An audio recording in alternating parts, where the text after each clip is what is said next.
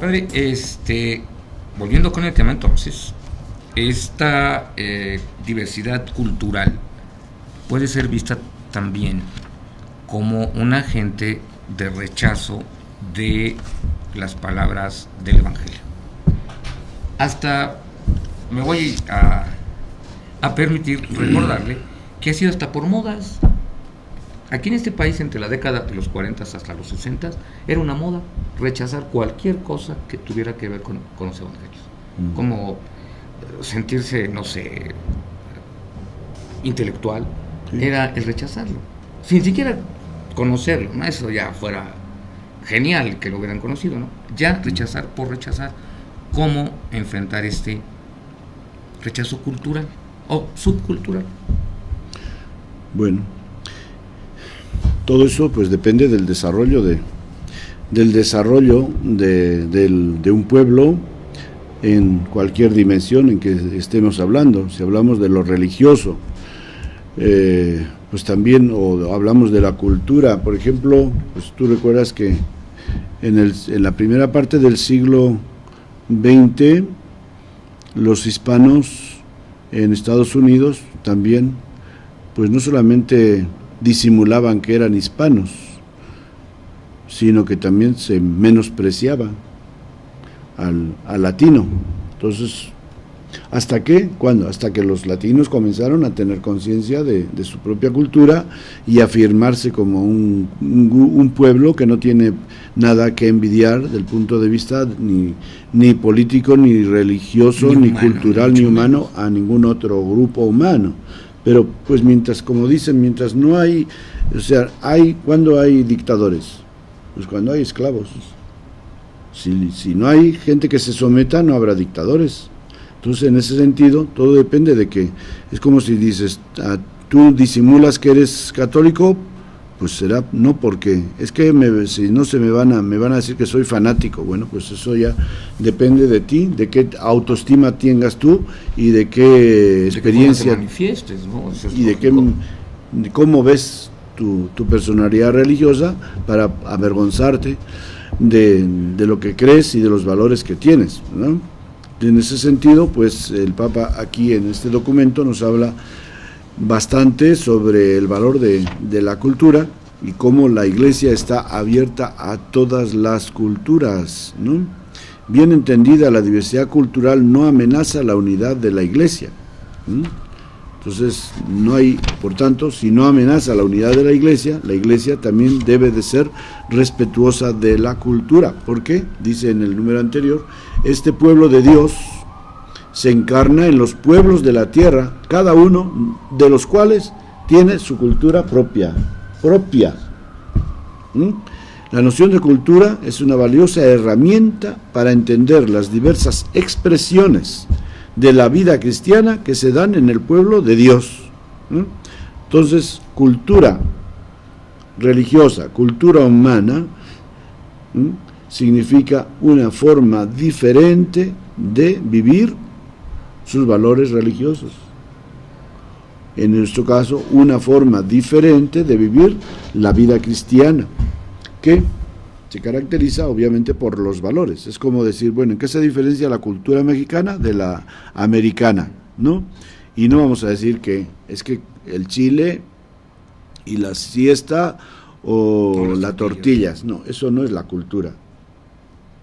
La cultura son los valores. Totalmente de acuerdo. ¿No? Y entonces, los valores, digamos, por ejemplo, que si decimos el respeto, la cortesía, la solidaridad o la amistad, el sentido de ética, de responsabilidad, de ética, y el sentido también religioso también. Entonces todo eso lo vivimos nosotros de una forma diferente a cómo lo viven en el norte. No es que tengamos valores en general distintos, sino distinta manera de vivirlos. Es decir, la hospitalidad es un valor humano, ¿no?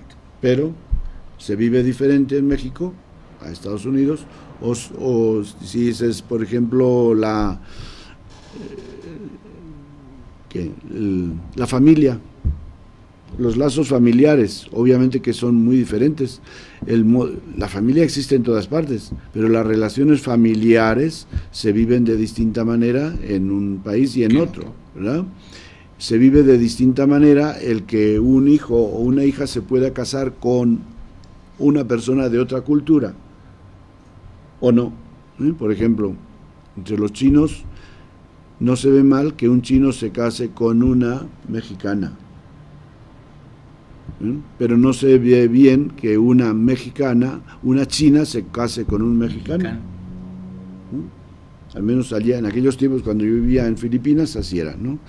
Posiblemente en distintos lugares también ha ido cambiando un poquito, ¿no? Pero por ejemplo, pues esos son valores distintos, ¿no? Que pues no se trata ni de decir lo que está mal ni lo que está bien, sino lo que es diferente, ¿no? Y eso es algo que el Papa aquí también lo subraya, ¿no? Que lo que tenemos que acostumbrarnos a decir somos diferentes, no esto está mal y esto está bien, lo que ustedes hacen está mal, no, lo hacemos de diferente manera.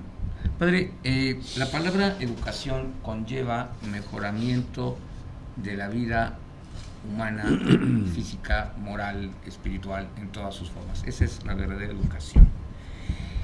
Las palabras del Evangelio, los valores del Evangelio, sobre todo llevado a los grupos que cada vez son más y más mayoritarios, marginales en todo el mundo, es una forma fundamental del trabajo de la evangelización. Mejorar su existencia gracias a la educación en estos valores.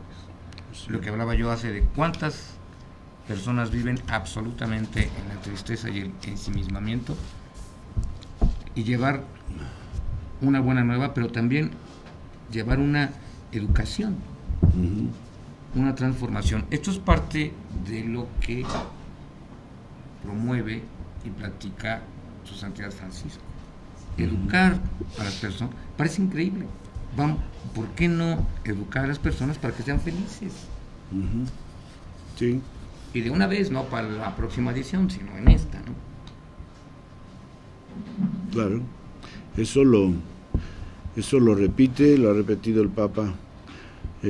Hace poco le escuchaba yo un discurso en el cual insistía mucho el Papa en que, ante todo y sobre todo, la riqueza que tiene que compartir el cristianismo hoy es en hacer el mundo más humano.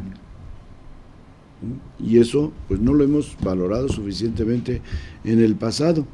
Hemos valorado más la dimensión religiosa, ¿verdad? Entonces dice el Papa cómo hay que comenzar por insistir mucho en humanizar a nuestra sociedad, a nuestro mundo, y vernos como seres humanos, hermanos, porque somos humanos, primero, ¿no? Si luego somos hermanos porque además somos cristianos, porque compartimos otros valores, así como dices, bueno, los mexicanos pues tenemos la costumbre de llamarnos hermanos, ¿no? Entonces, pues, ¿por qué? Porque compartimos una cultura, ¿no? Entonces, si hay una cultura globalizada, no es para hacernos masa, sino para hacernos hermanos, para reconocer que todos los seres humanos, indistintamente de las razas, indistintamente de los ojos, blancos, claros u oscuros, rasgados o redondos, somos hermanos de la misma familia humana, ¿verdad? Esto es muy curioso porque la persona de Jesús de Nazaret es el cúmulo de los más elevados valores humanos. Humanos, así es. El hablar y llevar las palabras, la presencia de Jesús en Nazaret, es hablar y llevar los valores humanos. Eso lo hace universal, independientemente a qué religión se pueda tener.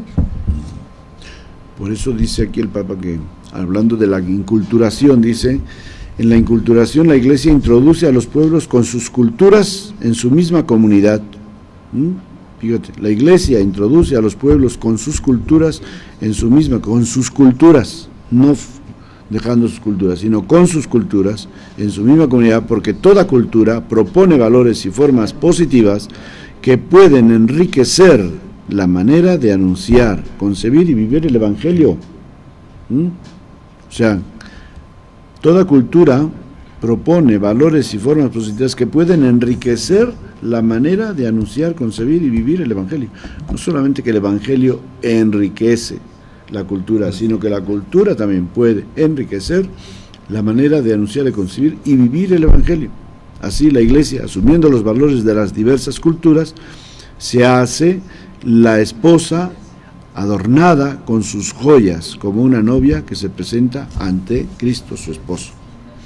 Padre, esto es, bueno, es que aparte es absolutamente lógico. Las culturas en general y la forma de considerar la vida por parte de la gran mayoría de la humanidad es buena, o sea, está fundamentada en el bien. El Evangelio es el bien también. Claro. O sea, no vamos a chocar quienes hablemos de lo que es el bien y los valores más universales, independientemente pues a la cultura que se tenga. Pero sí, aquí viene otra pregunta. Y ahora sí ya es específicamente sobre la Iglesia, sobre el grupo religioso. Ante este llamado de su santidad Francisco, la necesidad de aumentar el bagaje educativo cultural se hace muy fuerte. Imagínense enfrentar a los nuevos sacerdotes a las comunidades de otra etnia, que por ejemplo en nuestro país hay muchos, que en Sudamérica hay muchos, etcétera, ¿no? Una necesidad académica y un reto verdaderamente grande. Uh-huh. Sí, en eso pues la Iglesia ha trabajado mucho, y digamos que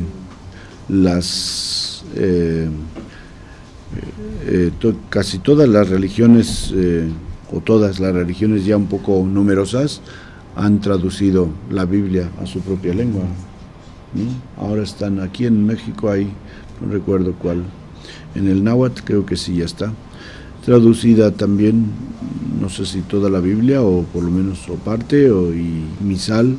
Ahí se está trabajando. En México yo creo que no se ha trabajado suficientemente en este aspecto, pero porque el español como que se ha apoderado demasiado de la cultura del país. Pero, por ejemplo, donde yo viví, en Filipinas, siendo un país pequeño, una cuarta parte de lo que es México, y con la misma proporción de habitantes, sin embargo, se trabaja muchísimo en traducir los textos litúrgicos. O sea, allí normalmente sí hay grupos de Biblia, porque como hay tantos dialectos, hay 8 lenguas diferentes, ¿no? Y luego muchos dialectos. O sea, a todos los dialectos es muy difícil el traducir todos los textos, y sobre todo la Biblia, pero la Biblia está traducida en varias lenguas nativas de Filipinas, como el tagalog, y en general, en todos los grupos que tienen una lengua propia, se celebra la liturgia en su propia lengua, o en la lengua más cercana. En un minuto.